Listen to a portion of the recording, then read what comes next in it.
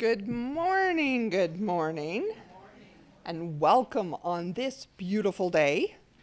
You know, some days we wonder if winter's got our grip on us, and then it gives us hope as we've had sun the past few days. So we're going to enjoy them and just celebrate them.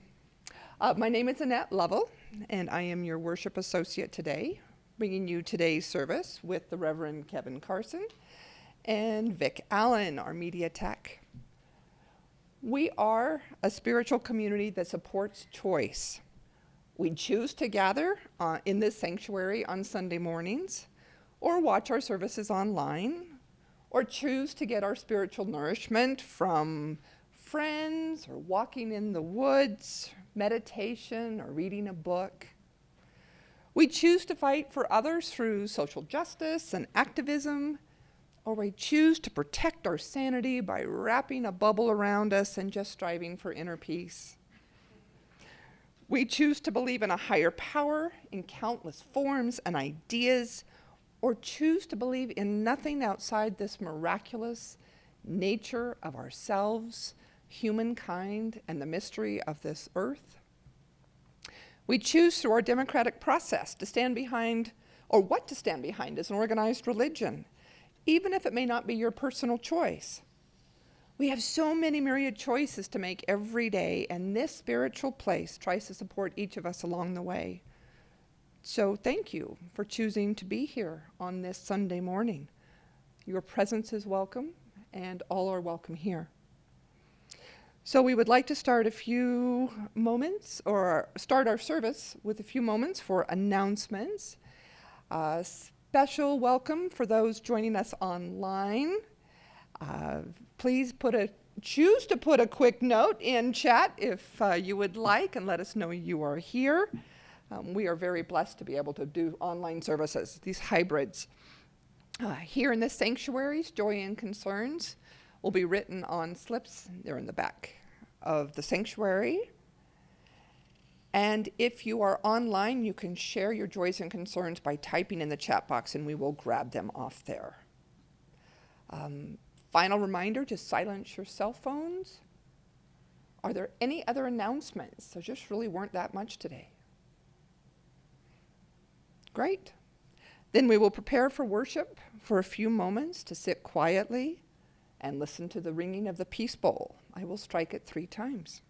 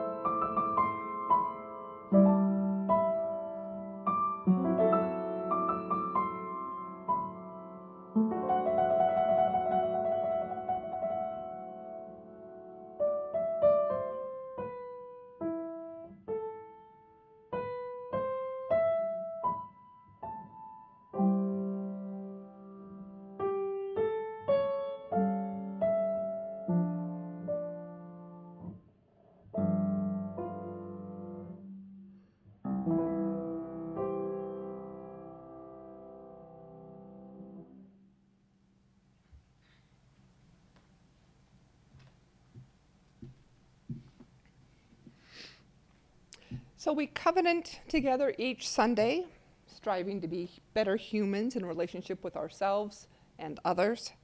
So please recite the words that are in your order of service.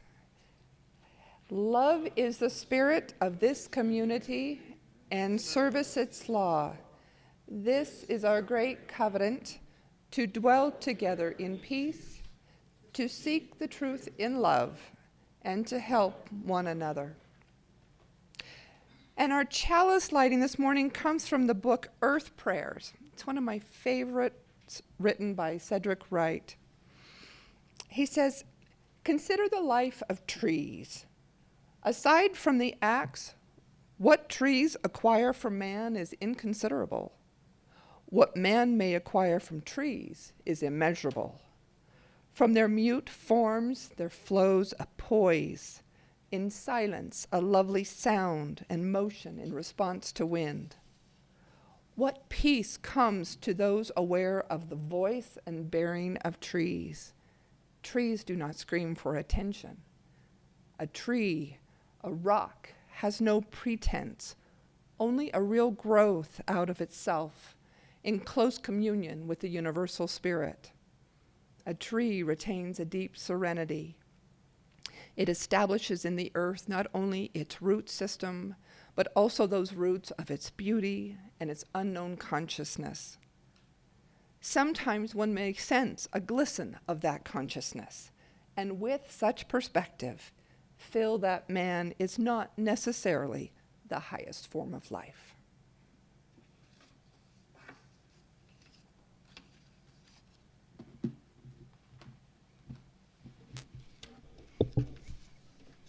Good morning. And just a couple of notes on the music this morning. If you're expecting to hear Spring by Vivaldi or the Vanuatu water music, we've had some trouble with our video downloads from YouTube for some reason, and so we had to do last-minute substitutions. So if you're wondering what happened, that's what happens. Our call to worship this morning is the poem Water by Wendell Berry. I was born in a drought year. That summer, my mother waited in the house enclosed in the sun and the dry, ceaseless wind for the men to come back in the evenings, bringing water from the distant spring. Veins of leaves ran dry, roots shrank, and all my life I have dreaded the return of that year, sure that it is still somewhere like a dead enemy's soul. Fear of dust in my mouth is always with me. And I am the faithful husband of the rain. I love the water of wells and springs, and the taste of roofs in the water of cisterns. I am a dry man whose thirst is praise of clouds, and whose mind is something of a cup. My sweetness is to wake in the night after days of dry heat, hearing the rain. I invite you now to rise in body or spirit and join us in singing our opening hymn, number 27, I Am That Great and Fiery Force.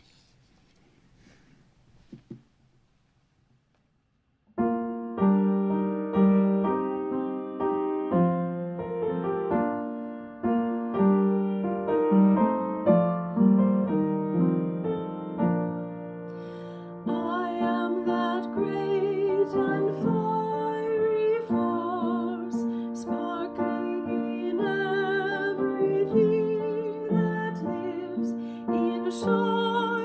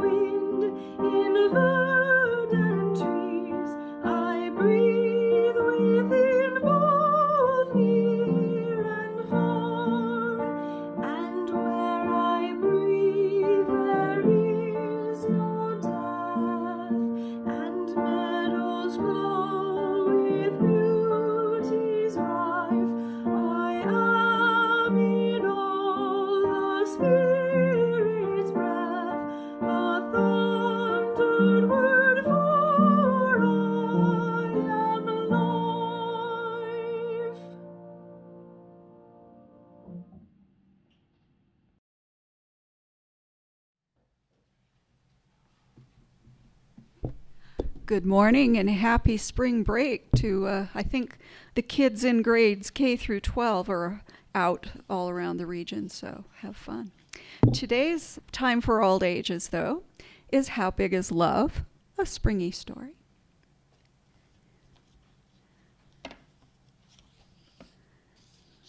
This is by Emma Dodd, and she also illustrated it.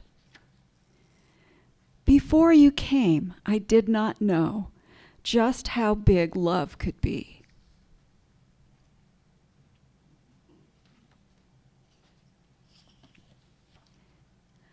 It's wider than the ocean. It's deeper than the sea. And if you could see her up close, there's little sparkles all around. Love's taller than the mountains. It stretches way up high. Here she is explaining to the little ones. Farther than the farthest star, way beyond the sky.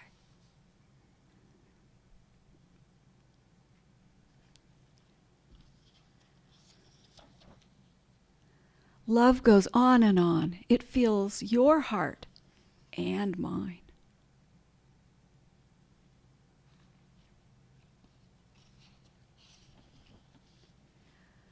Love's brighter than the brightest light. It makes the whole world shine. And it is shining. Love never, ever changes, no matter what life brings. There's Mom.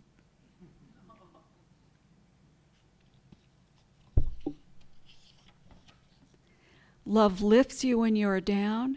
It helps you find your wings.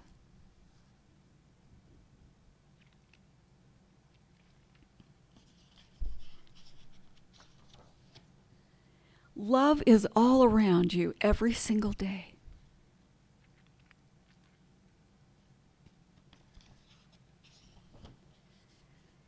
And even when life gets hard, love never goes away.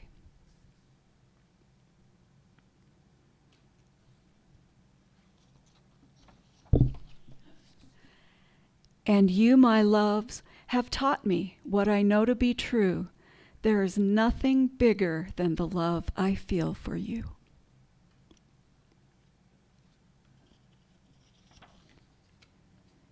The end.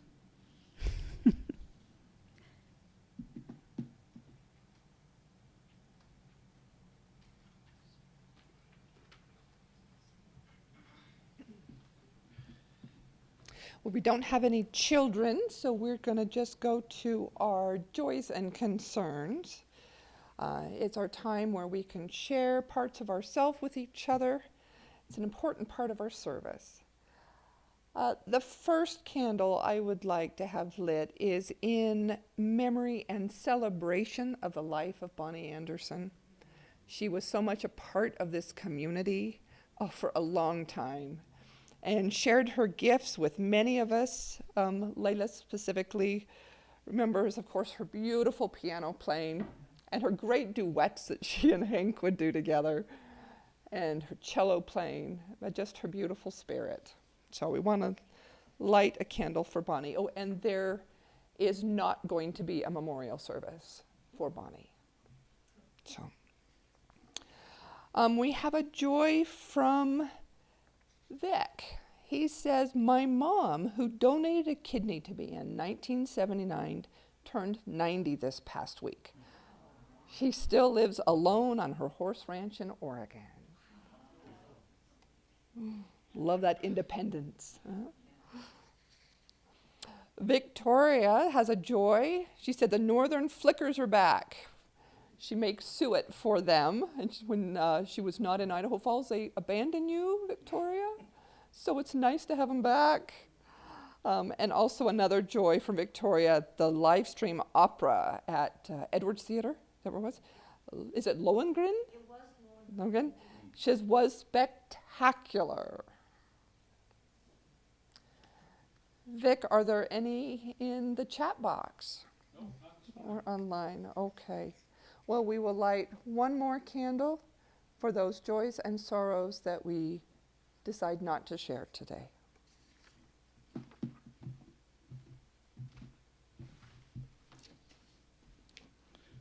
All right.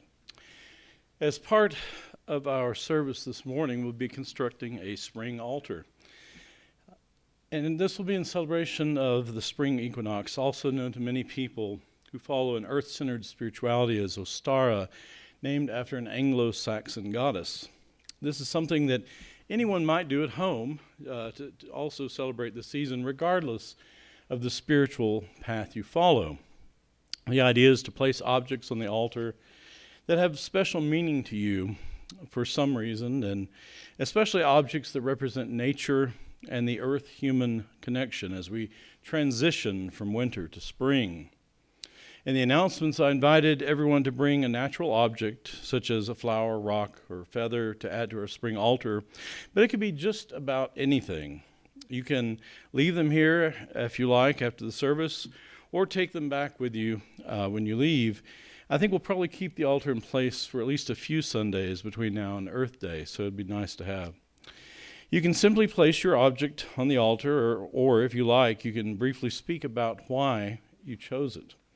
Annette and I have already started, so let me tell you about my contributions, and then I'll step away. The first object I brought is the large carved loon. For me, the return of the loons to their breeding lakes and ponds in late spring and summer is a true time of joy. There's a primordial sound in their vocalizations that is like nothing else, and these ancient birds need to be protected. My other object is a piece of petrified wood that I bought in a gift shop when we visited the Petrified Forest National Park in Arizona back in 2012. It is a piece of fossilized conifer bark, about 218 million years old, and it reminds me that plants we would recognize today have been around a very, very long time.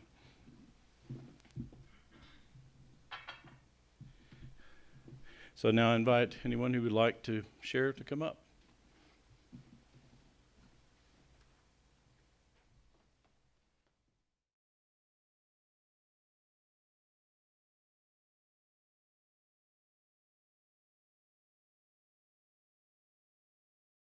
They're from probably a juvenile bald eagle. Now, bald eagles in southeast Alaska, a rainforest, there's about 10,000 of them. And in the mainland of Alaska, there's about 10,000, but they're really hard to count because they don't stay still. But there's a lot. And the reason we have so many is because the first Rachel Carson realized through scientific study that DDT was disastrous for bird eggs. It disintegrated the eggs, and then the young were killed as the parents tried to bring them into being. So we don't have DDT. We didn't have DDT in southeast Alaska because we can't grow anything really besides salmon and eagles and bears, and there's a bunch of other stuff, but it's not really valuable. So we have a lot of feathers on the ground from all these eagles. And the state of Alaska, at one point, you'll be shocked, had a bounty on eagles. All you had to do was bring in the legs and they'd give you $1. And then suddenly somebody went, oh my gosh, this is our national bird. So now if you pick up a feather, you can be fined $10,000 and you might go to jail for a while. But there are some Alaskans, former Alaskans, who when walking the beaches and the trails find molted feathers. And some of those people regard finding a feather as a gift. And they disregard the laws of the state, and they pick them up and sneak them into a jacket and carry them home. And those feathers can be gifted to native tribe members who can use them legally. So this particular feather seemed to just, I found it, and I picked it up, obviously, and it's a reminder of the wildlife that continues to thrive in southeast Alaska. And we thank Rachel Carson, the first Rachel Carson, for telling us about the dangers of DDT.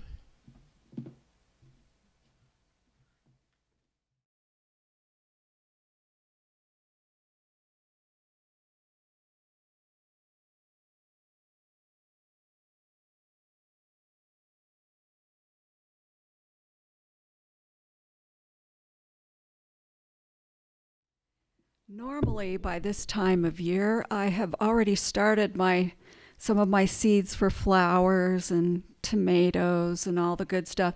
And it's just been so snowy that I haven't started yet, but I'm thinking of it. I'm thinking of it.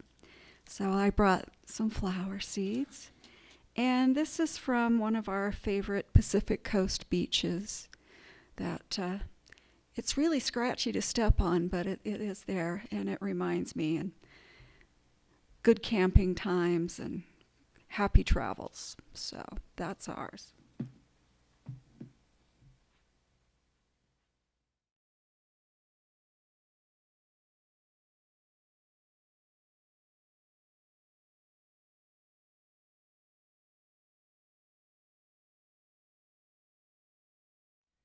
Hi, I brought, to balance the Pacific coast, a rock and a shell from the Atlantic coast on the island of North Haven, where our family has summered for many years.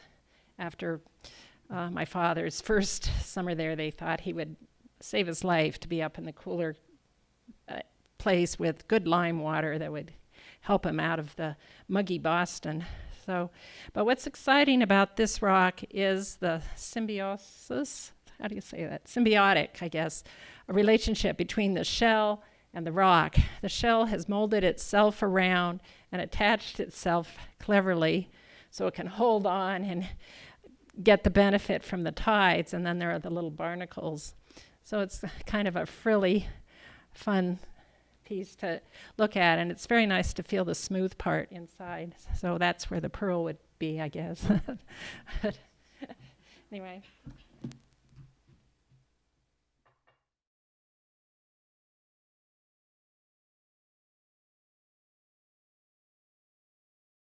I decided I would bring a note card that said "Care for all the natural world" because everywhere I go, part of that is just appreciating whatever the natural world is there. And I could go outside and I could get lots of, probably squirrel poop and every kind of bird feather. And now they are all getting along. It used to be that squirrels would fight with, and they would eat up all the peanuts meant for the what's the black and white guy? I'm not coming. Magpie, thank you. Because we will get flickers and downies and magpies and doves, occasional hawk and squirrels. And then when the little birds come, they're a swarm of all different kinds. So what could I pick? A seed, a feather, or whatever. It's all good in our natural world. And I'm glad a lot of you are going to find the writing of our book that we're going to read very interesting too. She talks a lot about it. So, take care.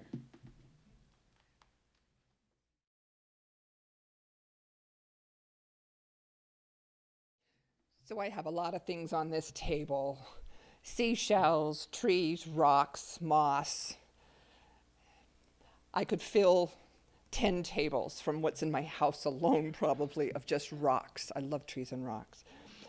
But the thing is about rocks is that for me, that connection is not an intellectual connection.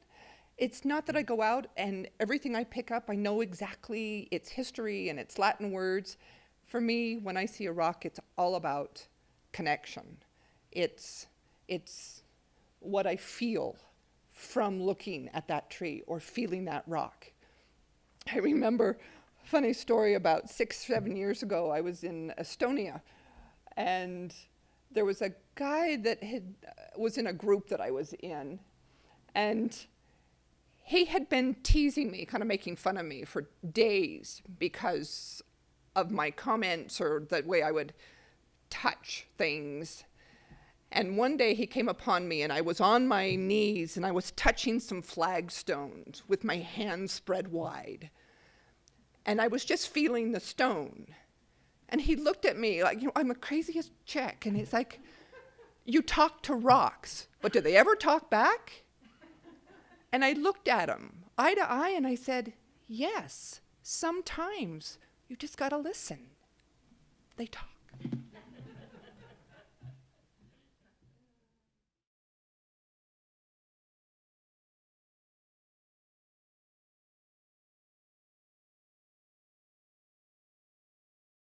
actually bring anything, but as I was sitting and listening to everybody, I realized I have a picture of Bohemian waxwings that were on our mountain ash, and just that's just one of many things that I love about nature. I could have brought wolves, whatever, but I get so excited. It's kind of like you just get so excited by that view of something, and I'll literally be late if that's what it needs.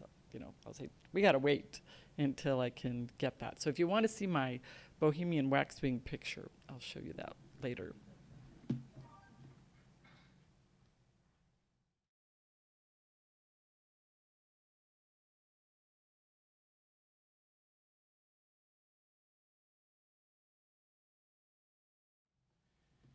So anyone else? These are some wonderful sharings. I really enjoyed this. May have to do this more often. So now an offertory, an offering to support the mission of this church will now be given and gratefully received.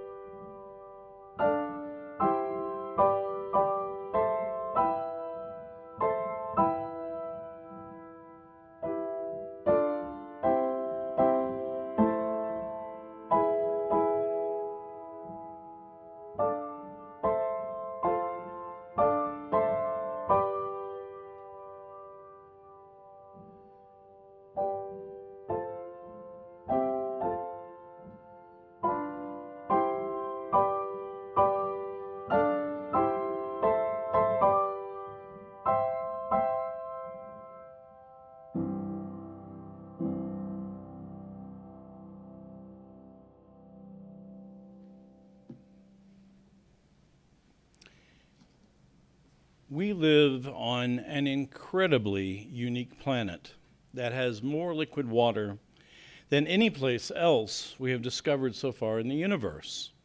In fact, if you were to approach the Earth from a particular angle centered on the Pacific Ocean, you would see almost nothing but water, with a few bits of land poking up in islands and around the edges. Unless you're a seafarer, you probably can't comprehend just how big the Pacific Ocean really is. You could draw a line across the Pacific from a point off the west coast of Chile to a point off the east coast of Vietnam, and the endpoints would be antipodes, points on the Earth's surface directly opposite each other. The Pacific Ocean stretches more than halfway around the Earth. And of course, this is only one of the great oceans of this world. Not to mention the thousands of ponds and lakes, some as big as inland seas, drained and fed by countless rivers and streams. On top of this, there is the water frozen in the Arctic Ocean, though it is imperiled by climate change, and the planet's many glaciers and deep ice sheets, especially in Greenland and Antarctica. And there is the water you can't see beneath the land in aquifers and saturating the many layers of the Earth's crust. It is water reflecting the sun's light that gives Earth its beautiful blue color floating in the inky blackness of space. The beautiful blue marble, as it has been called, or Carl Sagan's famous pale blue dot. That was his description of how the Earth appeared in a photo looking back at the Earth taken by the Voyager 1 spacecraft at his suggestion on February 14, 1990, as the spacecraft neared the edge of our solar system, some 4 billion miles into its journey. I actually have with me a real beautiful blue marble made out of glass that has a globe imprinted on it. My daughter bought this at the DeLorme Map Store in Freeport, Maine many years ago. And it's easy to roll it around in your fingers and see just how blue this world really is.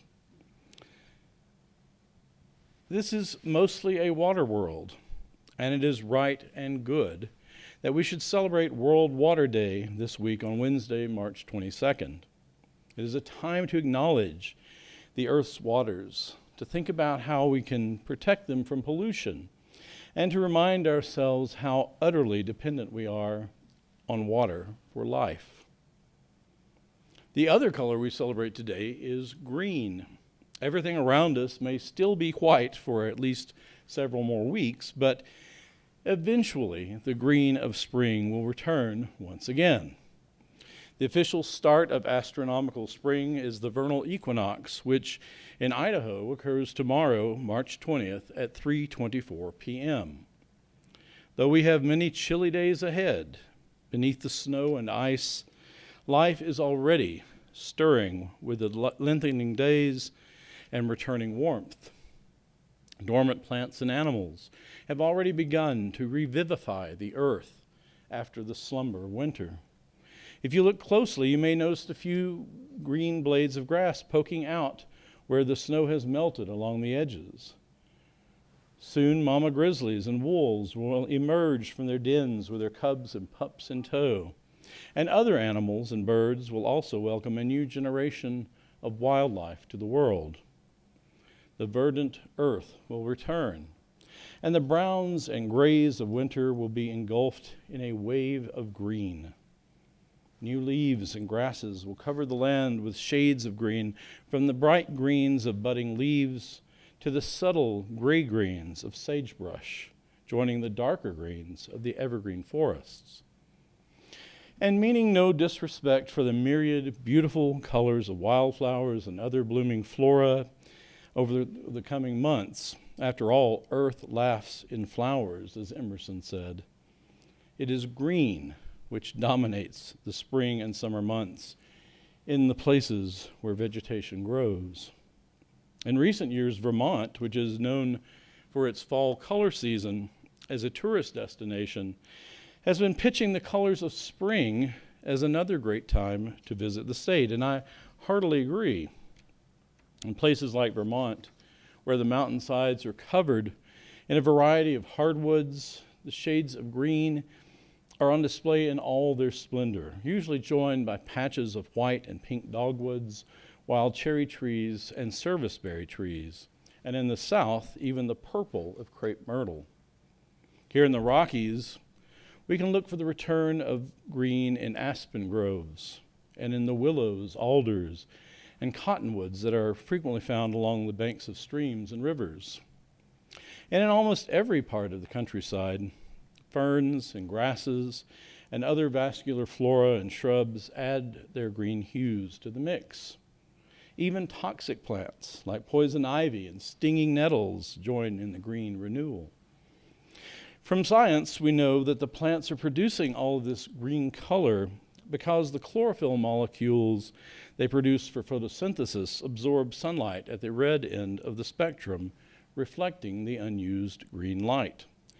But that can't begin to explain the whole experience of greenness in the spring, the sights and smells that lift the spirit, especially on bright sunny days with a brilliant blue sky overhead. A walk in the quiet winter woods can be a beautiful experience, but given the option, I would prefer a crisp spring walk through a grassy field or along a fern-lined path every time. It'd be tougher to decide between that or a hike in the fall forest, but fortunately here, far from the equator, nature offers us 4 seasons of unique beauty every trip around the sun, so we need only be patient. Some amount of water is necessary for all plant life, of course, though there are some species that seem to survive on very little moisture at all. For plants in the lush forest and jungles, the cycles of moisture are much more important. The giant coastal redwoods of California, for example, which can require about 160 gallons of water a day, thrive on both the sea fog that frequently sweeps through their canopies and by pumping tons of water up from their roots to the crowns. And in the Amazon rainforests and other heavily vegetated areas of the earth, the moisture released through the green leaves of plants is so magnificent that it influences weather patterns across the planet.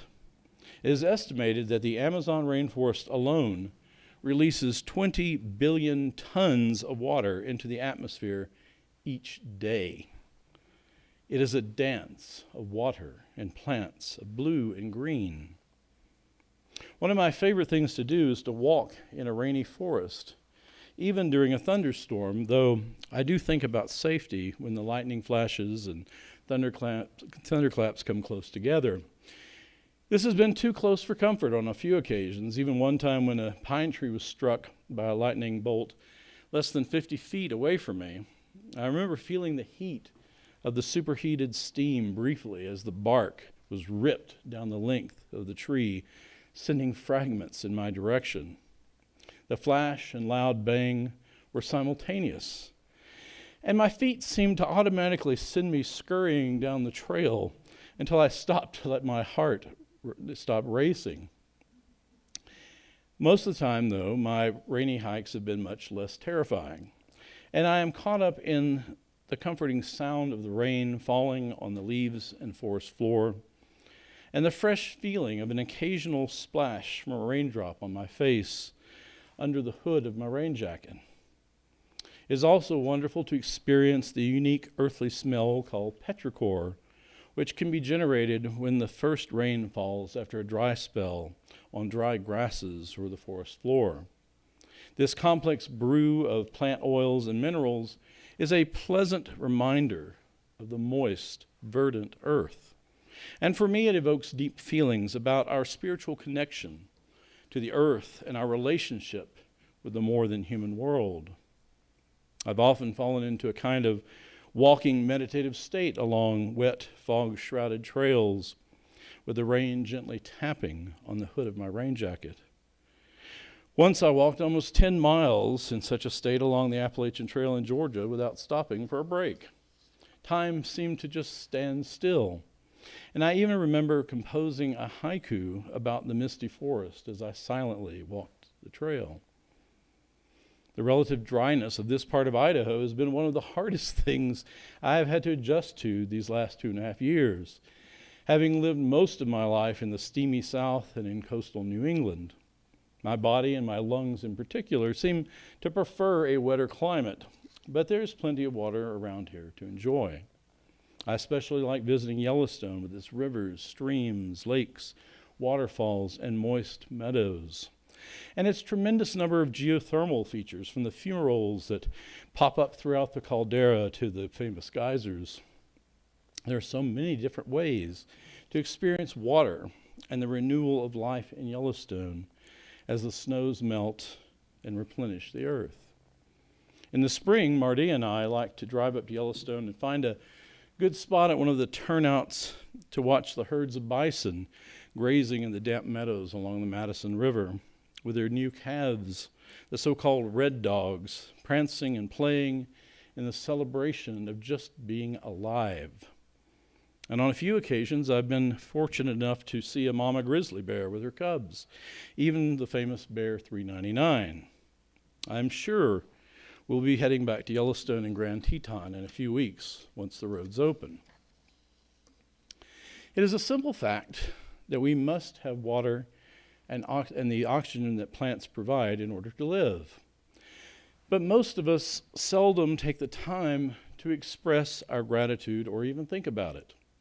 How often, for example, do we give thanks for the photosynthesizing algae in the oceans that produce about 70% of the oxygen in the atmosphere? The rainforests are impressive and beautiful, but it is the humble algae that do most of the work. And if we don't think about water often now, I suspect the impact of climate change on the patterns of drought and rainfall will force us to think more about water, whether we like it or not. Just think about the recent record snow and flooding in California, and the growing frequency and intensity of storms that will likely continue as the earth warms and adjusts. Water is a powerful force of nature, even the invisible water vapor in the atmosphere. Over 900 years ago, the medieval German mystic Hildegard of Bingen coined the term Veriditas, meaning greening power, to describe her sense of God's sacred creativity infused into the world. She wrote, for example, "The Word is living, being, spirit, all verdant greening, all creativity. This Word manifests itself in every creature." If I substitute the word sacred for word in this quote, I think it seems to sum up the feeling I experience watching the return of spring. The sacred is living, being, spirit, all verdant greening, all creativity. This sacredness manifests itself in every creature. The spring equinox is a time to celebrate the greening power of nature.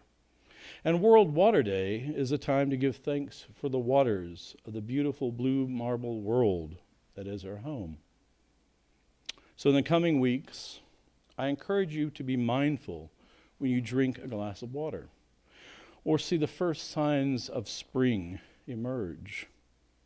Let us be grateful for the cycles of nature, and let us recognize our embeddedness as part of the moist, verdant earth. It is time to begin reawakening from the dark, cold days of winter, to stretch our bodies and minds, our animal selves, and to celebrate the return of greenness. I invite you once again to rise in body or spirit and join in singing our closing hymn, number 1064, which is in your teal hymnal, Blue Boat Home.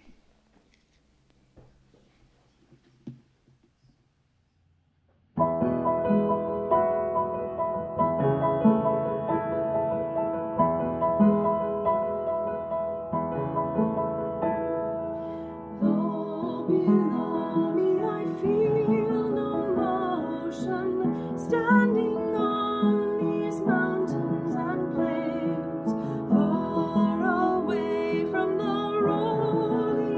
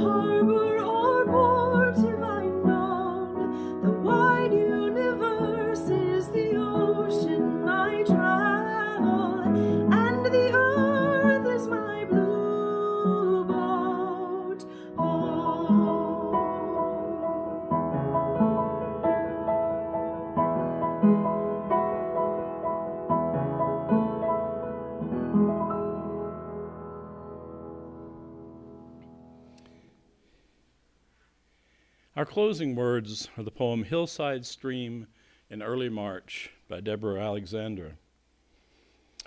Replenished with rain, it rushes on. Its brown water pours and spills like vinegar from the pickle bottle. Tumbling over, bubbling through the jagged tumble of rocks, those early plants pushed aside to let it pass. Its running melody, ringing clear, competing with the robin's call. The stream pushes on. Its cheerful song belies the chill beneath, as it strives to outrun winter, while the fragile sun sighs, too soon, too soon.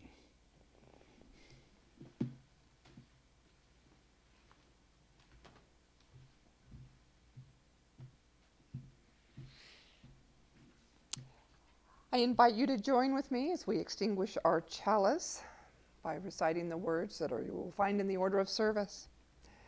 We extinguish this flame, but not the light of truth, the warmth of community, or the fire of commitment. These we carry in our hearts until we are together again.